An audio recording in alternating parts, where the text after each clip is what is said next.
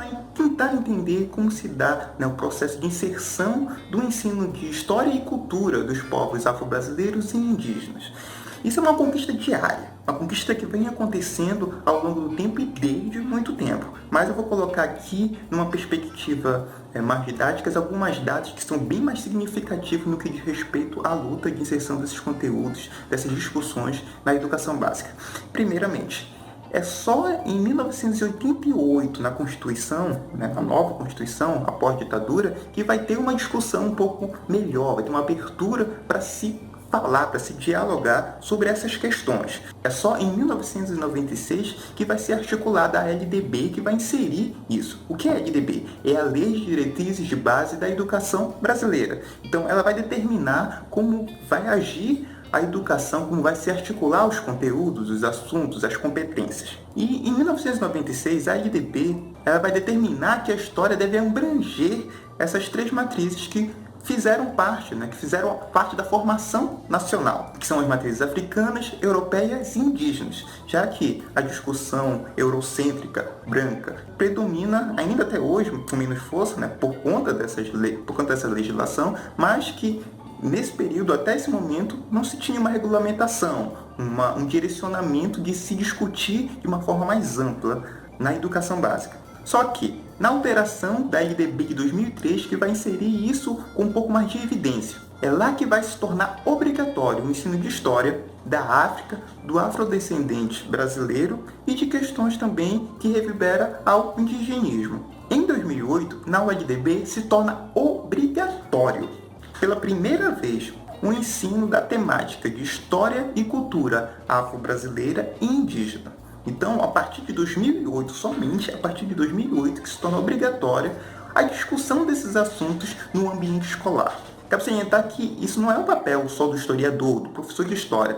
Deve-se fazer essa discussão de uma forma mais ampla, de forma interdisciplinar, trazendo as ciências sociais, a sociologia, a filosofia, enfim, e outras áreas também, como matemática, física, química, biologia, porque essa discussão ela deve ser ampla, ela deve fazer parte do plano pedagógico da escola. E os professores devem se articular, devem se aprender essas discussões para poder levar para a sala de aula. Porque enfrentar os preconceitos adquiridos numa história longa, que somente uma parte pequena que agora que começa a ser discutido, isso é muito complicado, né? De desmanchar esses preconceitos que foram adquiridos socialmente. Então o professor deve buscar essa desinformação que gera preconceito, gera racismo, e gera em todas as outras mazelas sociais que nos aparece aí nos altos índices de criminalidade, de pessoas, de tipo de pessoas que são presas, enfim, de discriminação de todas as formas que podemos perceber.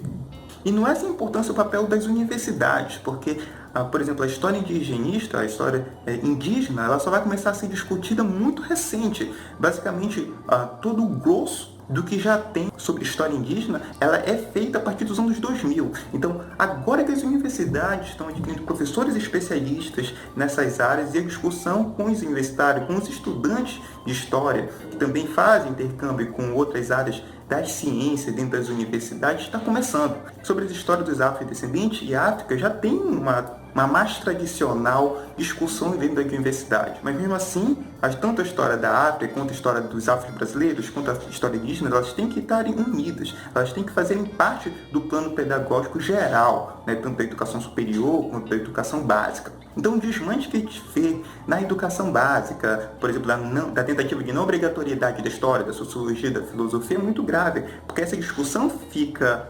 deficiente. Também tem um desmanche dos projetos que trabalham essas questões. Por exemplo, o PIBID, o Programa de Iniciação à Docência, que faz contato das universidades, dos professores das universidades, dos graduandos, né, dos alunos das universidades, junto com a escola, para atualizar o professor que está, né, atuando dentro da escola já faz tempo e que não passaram por esse processo de discussão desses novos conteúdos, dessa nova demanda, e que fazem essencial para a atualização e discussão desses conteúdos dentro das escolas, como o PIBID, que está sendo diminuído cada vez mais o número de bolsas, a quantidade de projetos que estão ativos, e isso causa um desmanche muito grave na atualização dessa discussão dentro das escolas. Então é importante continuar nessa luta, que vem em constante forma, ganhando corpos diferentes e que precisam de apoio das entidades políticas, das universidades, entidades políticas externas da universidade e da sociedade civil em geral para poder estimular essa discussão. Porque o racismo hoje mata, o racismo hoje faz parte de uma mazela social que devemos acabar. Então, como os brancos, como os negros, como os índios, todos fazem parte. Temos que fazer essa sociedade de forma igual, de forma justa, de forma equalitária. E vamos acompanhar, a partir da dinâmica da política, como se dá o desenvolvimento dessa legislação e a atuação do professor em suas possibilidades dentro da educação básica.